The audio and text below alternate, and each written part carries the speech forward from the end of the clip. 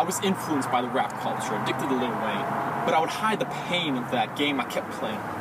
Hiding from my parents, all them cussing artists who seemed not to glorify God. Shout out to Josh Fish and Josh Honig. One of them I bullied in elementary, and the other was the first reverend in my puny teenage mind I came to respect.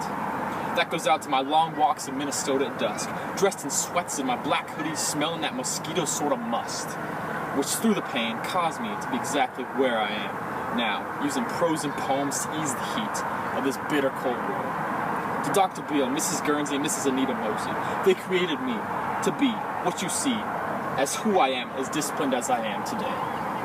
I ain't grow up with no one except the majority, so when I saw the minority, I thought of them less than the rich snobbiness I'd grown accustomed to during my pre-teenage years of life. Shout out to Nick Bell and Karina Justice, who amidst their mental and physical differences, not even handicaps, managed to be who they were individually and stand up for who they really are. Uncle Chad, from where I get my dumb tongue from, my consciousness for wealth, for better or worse, depending on where I was in my walk with the Lord. I wanted to be just like him, single with plenty of everything. Oh, how my plans have changed. My dear babysitter and neighbor Teresa, she saw me from my days of diapers until now, grown into my Christmas-like character.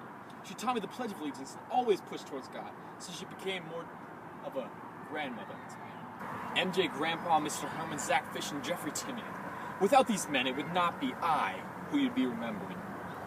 I've noticed an increasing number of rich white folk who understand love to be synonymous with possessions, but I ain't spoke against it. But I'd honestly rather have a real conversation with y'all.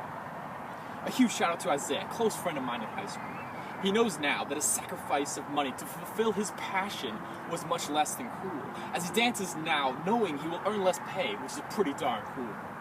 He was the one who encouraged me to write as he saw my passion in this art of dabbling ink to a pad of paper. These teachers and leaders were the spark of my inspiration, the spark that lit the fire. Oh, the deep, cooled coals of that crimson fire, my crimson coal. Tell me yours.